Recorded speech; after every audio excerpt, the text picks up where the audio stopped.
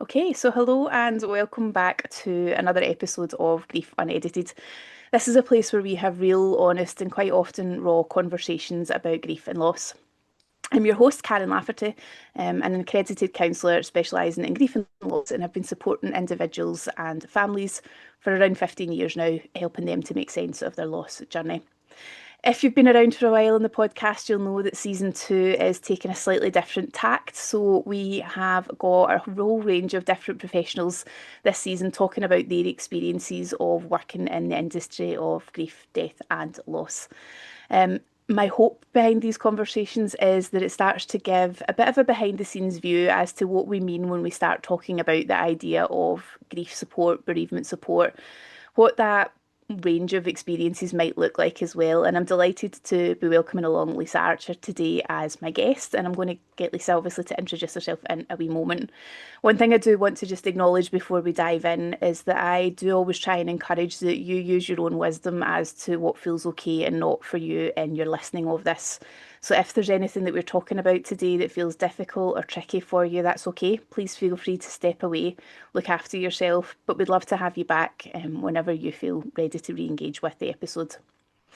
This season as well, there are some other changes, and if you do want to support the podcast, which we would absolutely love, you can do so by liking and sharing any of the episodes, perhaps leaving a review on the platform that you listen on. But the other thing that you can now also do is support us through the Buy Me a Coffee link. And as I've said in every episode so far, there is no coffee purchased, but it does help towards all of the behind the scenes admin and running of the podcast as well. So we'll make sure that those links go in the show notes for today. So, with the housekeeping done, I'm delighted to meet you, Lisa. Lisa and I haven't met before, which is quite unusual for me in the podcasting world. Normally, we have a kind of pre recording call. So, I am excited to hear a bit about your background and what brought you into this work, Lisa, if you don't mind, introducing yourself. Yes, no, thank you so much for having me. So, yes, my name is Lisa Archer. My title is International Certified and Accredited Life Coach and Certified Grief Educator. And I do a bit of speaking and training as well. So, that's my title. Mhm. Uh, the reason that I have gotten into this work, my life took a very different turn. As you can tell, I'm not from here. Uh, I am from Seattle, but I Ah, have amazing. lived in the UK for, well, 20 years now. So, You've not lost your accent at all. yeah, a lot of people say that, and I'm like, yeah, but I was old when I came. So, my girls were 10 and 11 when they came over here, and they have a bit of especially my youngest has a very different Oh. accent. It's all meshed together. And my husband, who's ex-husband, he is American as well. So we came over to the UK in 2005.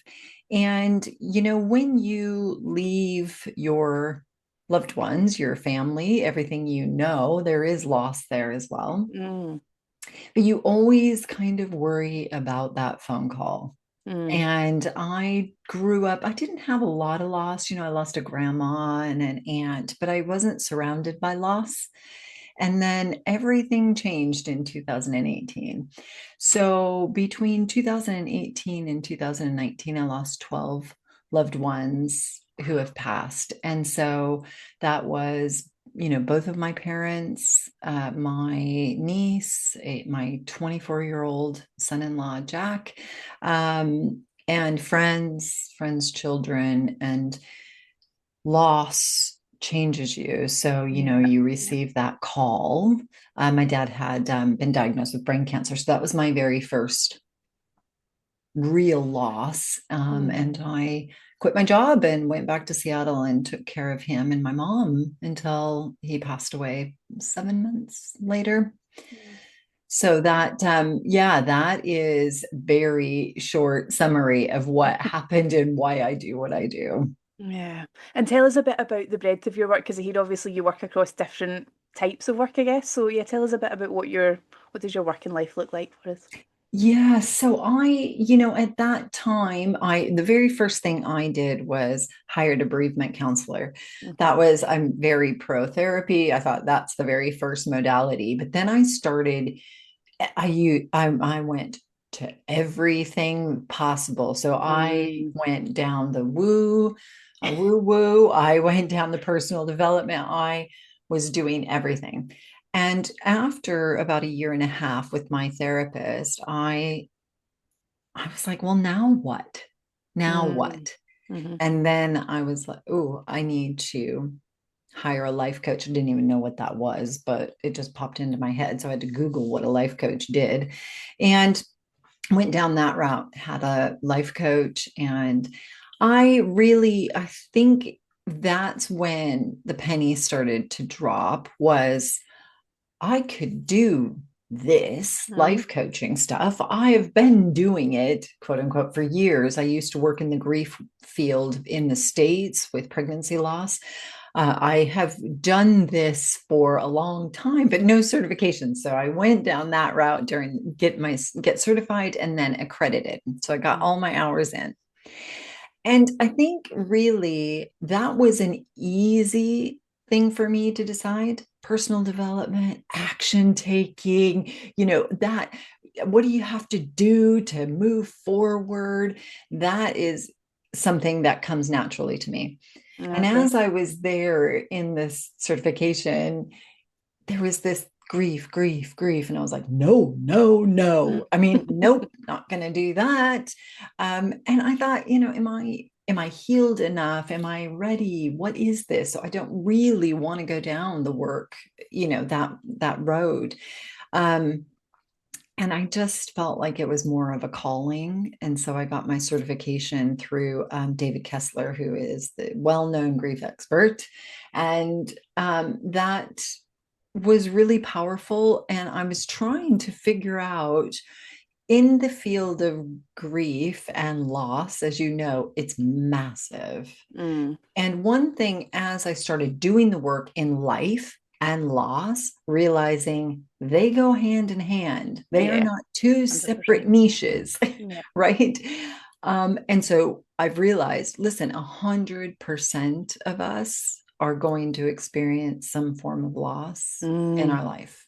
We don't get out yeah. without it. Yeah. And as I started to work with clients, they might come to me for life coaching. And then as we go deeper, oh, there's that loss and that Yeah. loss and that loss or that divorce and I started to recognize that there are so many forms of loss. So for me, the work that I do is when an individual, they might have lost a loved one who has passed away 4 years ago, 9 years ago, 10 years ago, and they're stuck in that grief and they want to move on, and not move on as in forgetting their loved one, but wanting to live, wanting Yeah. to now live this short and fragile life.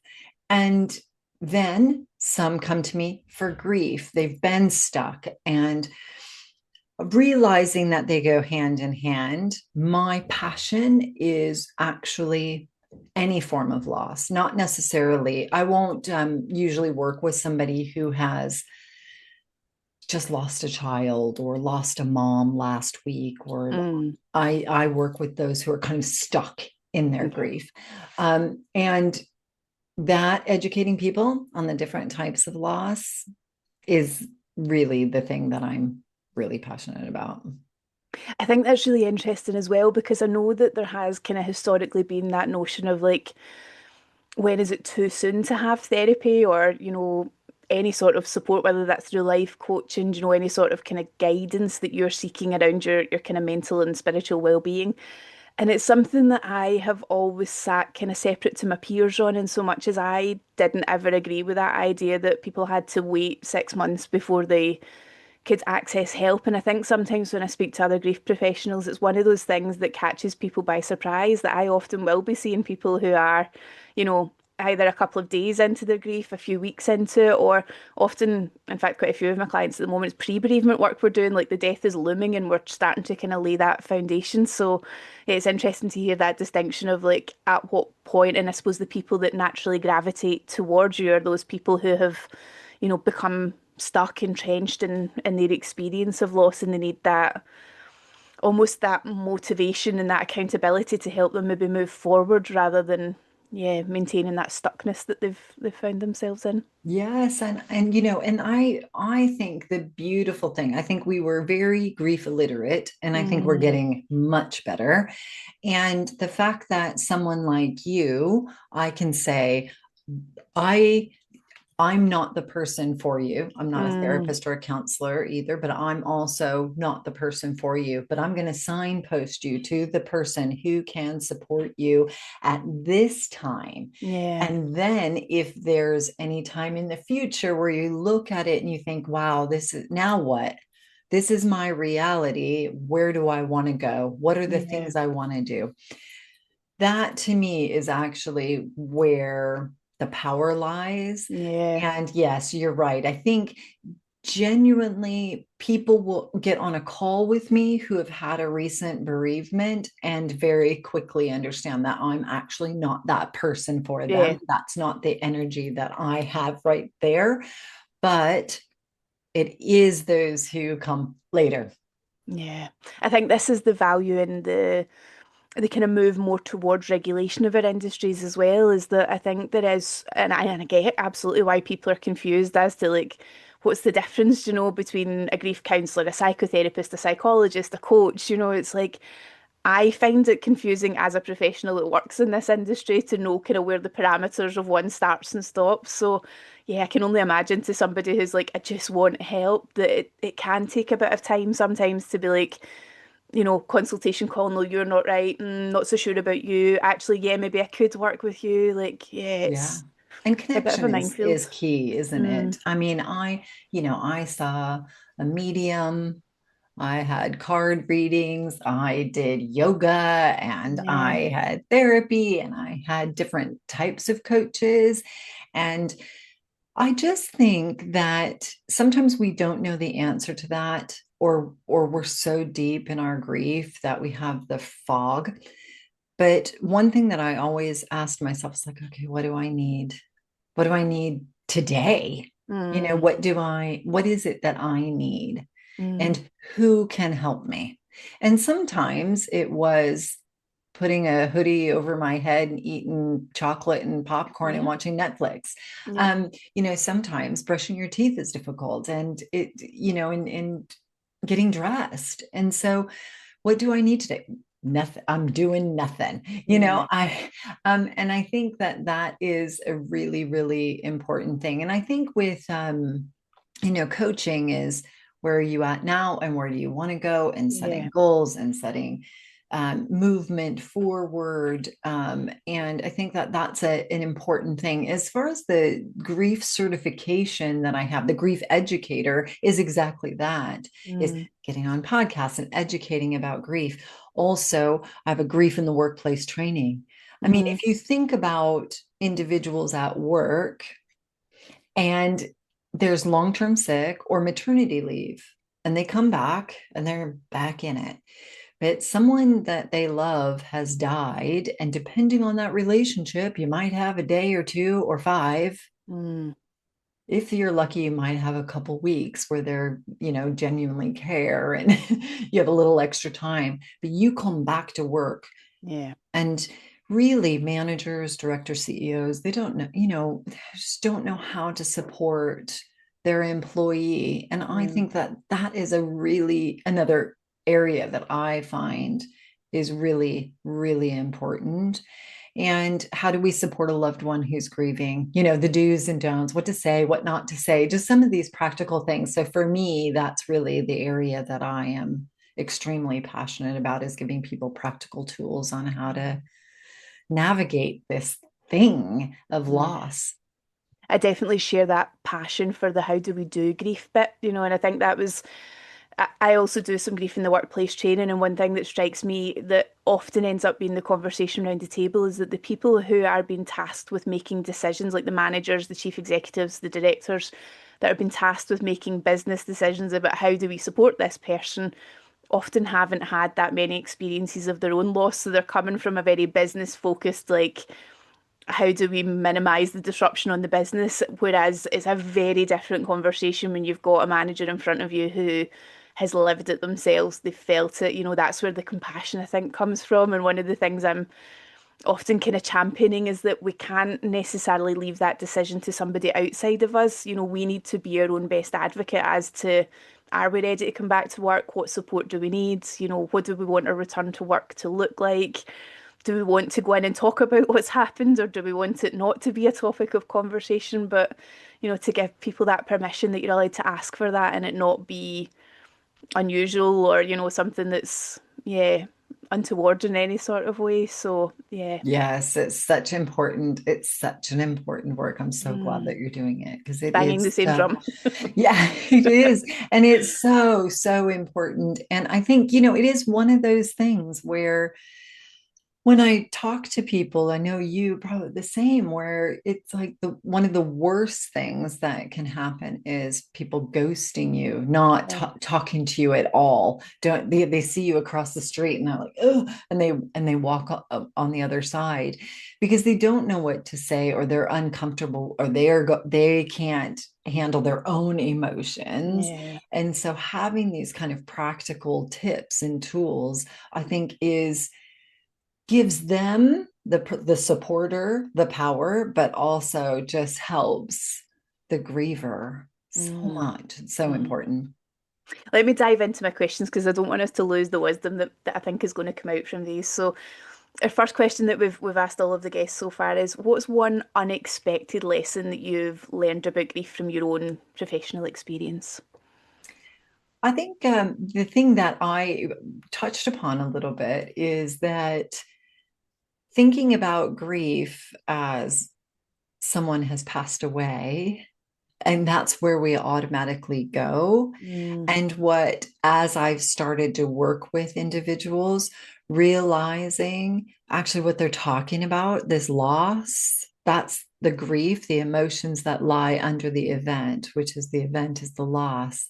So I have a client who, she had an injury. She played rugby for years. She was known for it. It was her thing. And that was where her identity lies. Then she mm, got injured and it was taken away from her.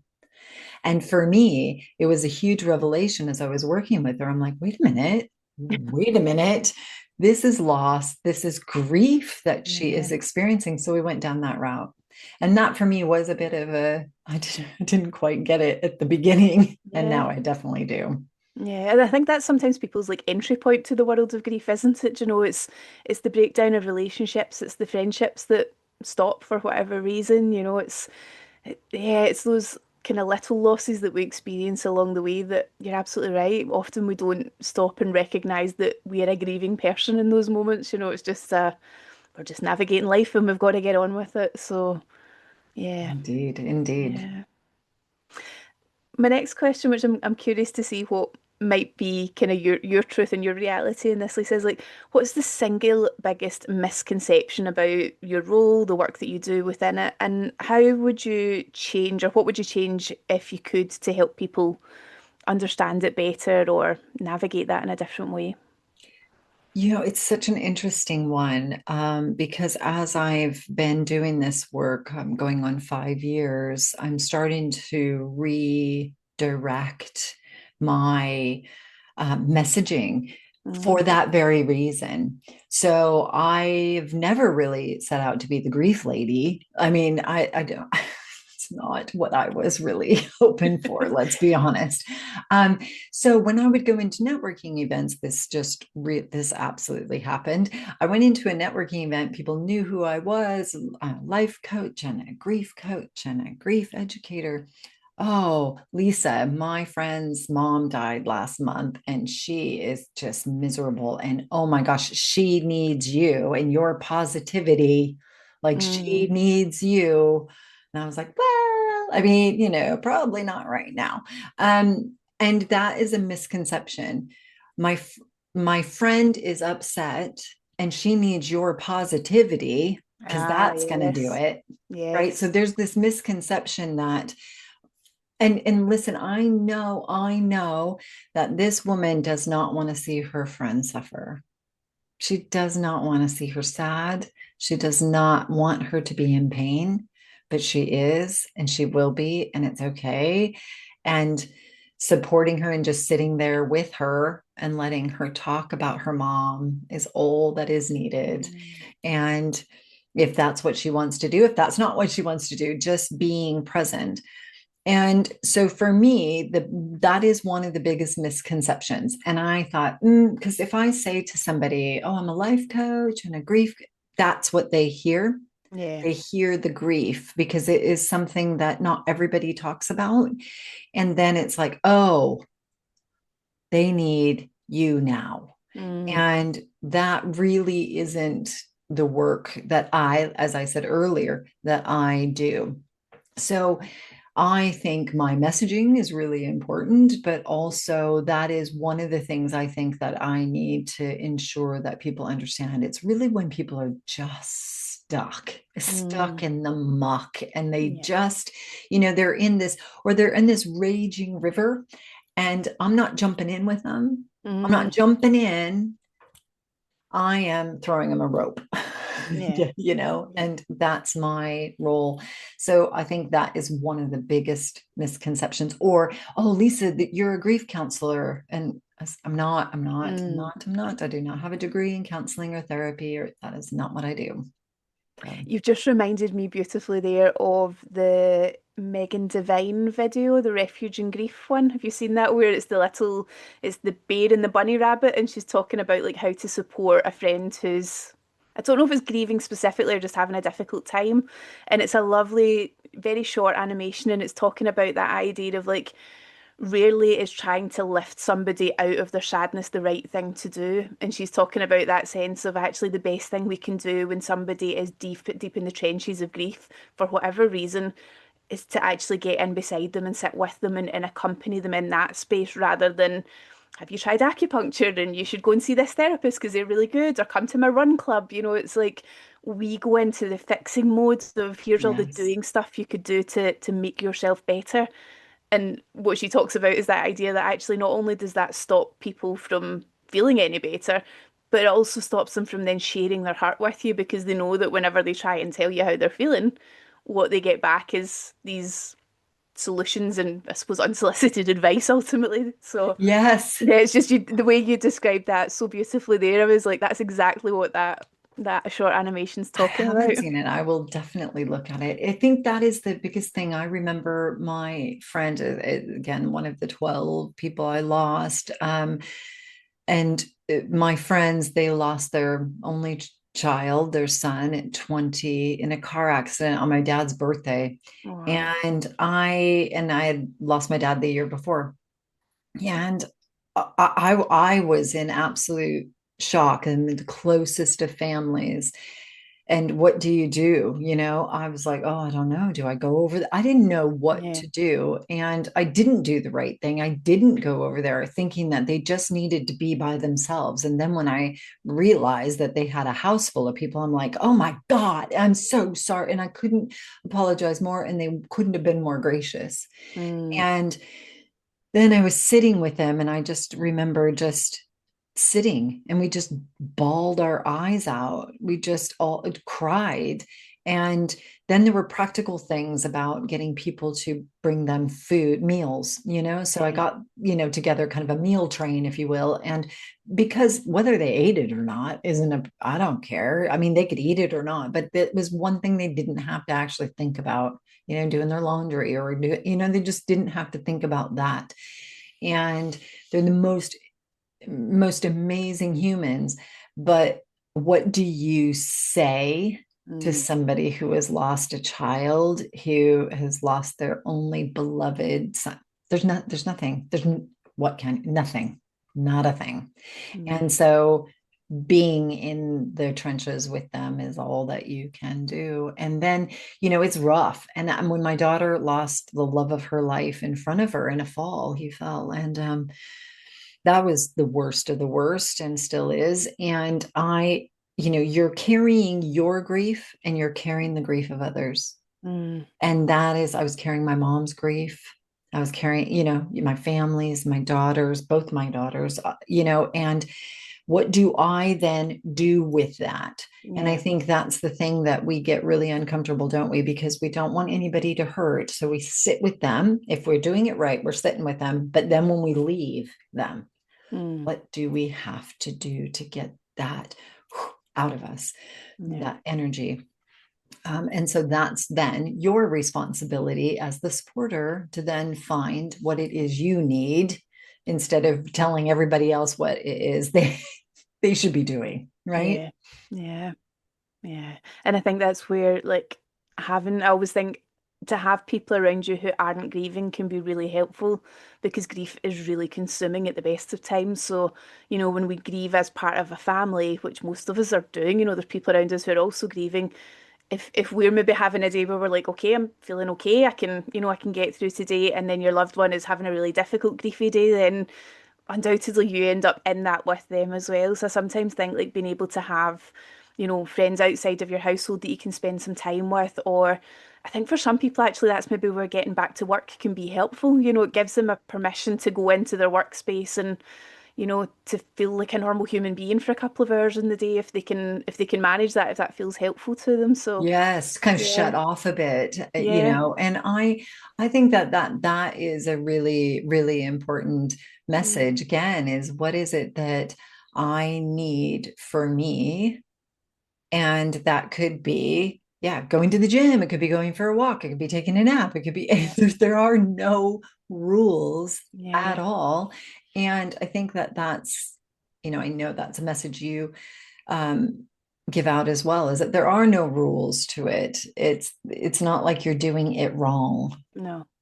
No, we're just really quite fundamentally rubbish at looking after ourselves, I think. Yes, It's like the minute we have somebody we care for who is also in distress, our focus goes to like, what do they need? How do I help them? What can I do to, alleviate some of their suffering? And it's like, that's all well and good if you're fully stocked and resourced, but if you're also grieving, then there's not enough currency in the bank to keep paying all the time. It's like we need to do definitely something not. to top up those resources. So yeah, I Yeah. think sometimes it's that permission piece, isn't it, in our work of like, yeah, we need to give that person the permission of it's okay to say no to things, or it's okay to take yourself out of the equation, go for a swim, go and meet a friend for a coffee. If that's where you need to be to, be out of that energy of griefiness, then Yeah. why not do it?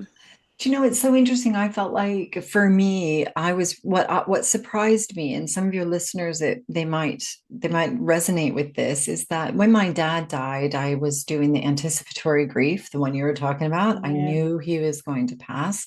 Then when I came back to the UK, I shut the curtains.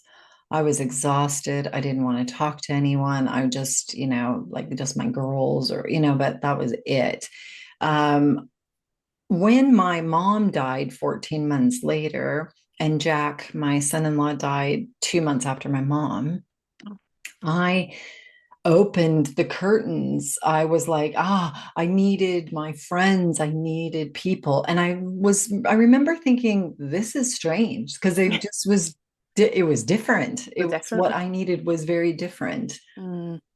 Yeah, and I think that's often quite confusing, isn't it? Because like our brain tries to just map it to the closest experience we've had, and if that's been another significant loss, then yeah, it's like, well, why is this different? I Yes. sometimes, whenever I'm delivering training on grief, I sometimes use that analogy of like our grief being as unique as our fingerprint. And I think that's true to an extent, but I think it also evolves over time as well, because what we need in one loss might give us some indicators of what might be helpful going to, that next loss, but it's not a map, we don't we don't just get that back out and be like, right, okay, this is how we do it. We've Yeah, we've this lived is it the once. same one. This is exactly what we do. And I've since remarried, and in 2023, I was diagnosed with breast cancer. And so thankfully it was caught really early, but I had to have a mastectomy. And I was like, what do I have to do to get the healthy one removed? And they were like, you have to go through a psychological evaluation. I'm like, all Oh, right. wow. So Okay. I passed that thing with flying colors. And then I had the healthy side removed. And the tools that I used for the grieving are some of the same tools that I used when facing my own health challenges. Like it's Mm, much easier being a patient than it is being a carer. for Mm. sure. Okay. But I used those same tools. And I think that when you start to recognize when you've gone through different types of loss, you can go, oh, that tool in my tool belt, I'm going to pull that one out and use it Mm. for this. And so it's almost like we're just getting more tools in our tool belt. Although I'm really happy to stop now. I've got enough Yeah. tools. Like that's enough life thank you. Enough now. Let me just cruise for a bit. Yeah, just enjoy things. Yeah, Yeah. yeah, exactly. Let me ask you my final question, Lisa, because this is one that I love because some of the stories that come out of this just yeah, it fills my heart. Can you describe a moment that has affirmed that your role is, your calling, where your passion really lies? Is there an experience, a person you supported? Yeah, is there a time that's just made you think, yes, I'm in the right place? Yeah, as you say, it is very heartwarming, isn't it? Because there's nothing better than to be able to, you've gone through this process of this lived experience or your education or whatever it is that got you to that place, and you can look back and help others along. Like, come on, I'm going to help you along. Mm, And there's nothing better. And so for me, when I see clients who have come to me, one client in there's several, but we're talking about grief, came to me 4 years after her mom had passed, and she was very stuck in her grief. But as we started talking, there were loads of losses. She had mm, gone through a lot. And then her mom was like this pinnacle of losses.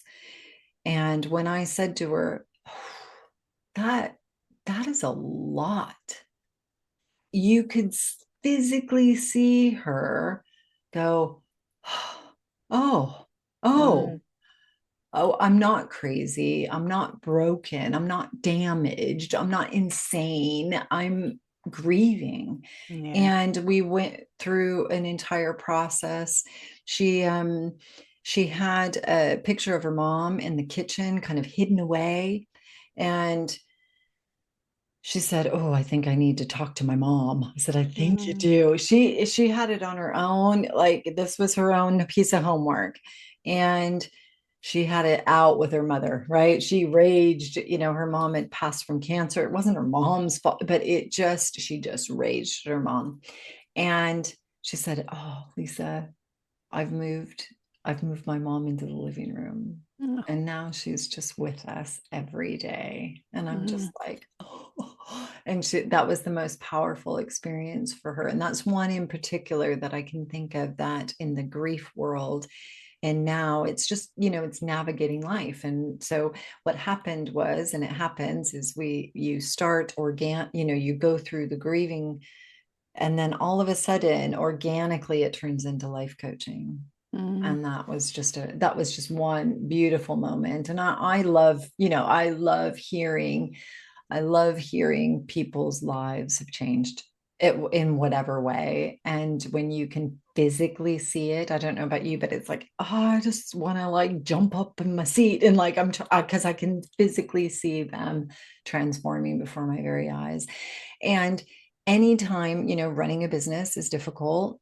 It's not easy. It's not for the faint of heart. I started it at 51. I don't know why. I don't know what I was thinking. And then those kind of things happen. And I'm like, oh, that's why I'm Mm, doing what I'm doing.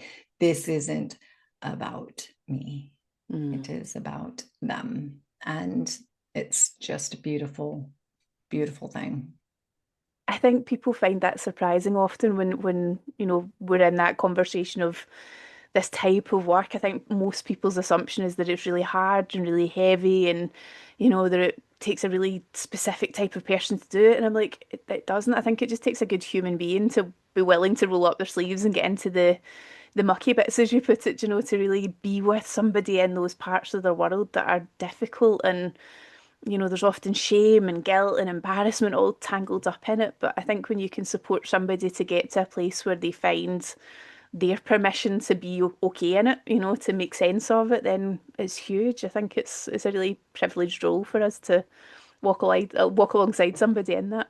Yeah, and that's a very good word, is Mm, privilege. I feel very privileged to, and I feel very honored that, those who come to me and work with me, I just feel like it's a real gift for me, yeah, yeah, and I get that. know that they feel that way, but I'm like, no, no. I mean, I feel very honored. And I put a post on social media. There's not one client that I work with that I don't like. Like, Mm, there's not one person that I don't absolutely love working with. mm. I think that's an energetic thing, isn't it? People come to Yeah. you, but there's not one. Yeah, I remember one of my very first teachers saying to me that, when you put yourself out there, and especially when you're doing so by showing up very visibly, so you're sharing pictures of yourself, you're talking to people through the means of social media and stuff, she'd said to me really early on that, putting yourself out there means that you're going to attract people towards you that want to work specifically with you. And it's so interesting because I always do a consultation call before I agree to work with somebody, just more so because often people are coming to me with really complex mental health conditions and stuff. So I need to be certain that I feel like I'm the right person to be working with them. But the number of times that I've actually got to the end of that call and said to somebody, I don't think I'm the right person for you. And my gut has always been right. There has always been something that's then unfolded from it where I'm like, that was a good call. So I do think there is method in that somewhere of like you attract the people that you are absolutely supposed to be working with, and the other ones that find their way to you through whatever means, then yeah, maybe you're not their person. 100%. I couldn't Mm. agree more. Mm. Lisa, thank you for your wisdom today. I feel like I could speak to you all day because it feels like there's so many parallels. As much as our work's maybe different in some ways, I also feel like there's so many parallels between the work that you do and the bits of this that you're so passionate about that I've been smiling as we've been talking all the way through that, I just feel, yeah, there's a real connection for me in a lot of those things that are bringing you energy as well. So it's lovely to meet somebody that shares that passion because this isn't an easy topic to talk about, and it's not something that's, I guess, easy to be passionate about at times, It's like you can't stand up at a dinner party and be like, hey, I'm the grief expert. Folk don't want to talk to you about it often. So, Yeah. yeah, it's lovely to meet somebody that shares that energy for the work that, yeah, is just so valuable, I think, to our clients. Oh, it's been my pleasure. Thank you so much for having me. Tell us, how do we connect with you, Lisa? If people want to look you up, meet with you online, where do we find you? I think the best place is on the website because it just has all the social medias All of and it. you can book a call and all of that on the social media, on the website. And it is www.holisticlifecoaching.org.uk. Amazing. And we'll make sure that we share that in today's show notes as well. And am I right, you also have your own podcast too? Yes, called Because We Love Finding Meaning After Loss. Amazing. So we'll get a link to that in the show notes today as well, in case anybody does want to pick Lisa's brain after this. If you feel like she might be a good fit for the support that you need, then by all means, you know certainly how to reach out to her. And I say a final thank you from me for your time, your energy, your wisdom today. And if you are listening along and you've enjoyed today's episode, as I say, our ask is always that you like, share, interact with it because that helps the streaming platforms to know that this has been valuable content. Equally, if you have someone in your world that you think would benefit from it, then please, by all means, send the episodes on to them. Give them that little nudge that perhaps today's episode might be useful for them. And my last shout out for a buy me a coffee is if you have a spare pound or two, by all means, you would be more than helping us in the right direction by, yeah, helping to sustain the podcast. Because as you know, if you've been around for a while, this is an absolute passion project for me, and I want it to keep going for as long as I can find lovely people to talk to. So that's us for today's episode, and I will be back next month with another episode of Grief Unedited.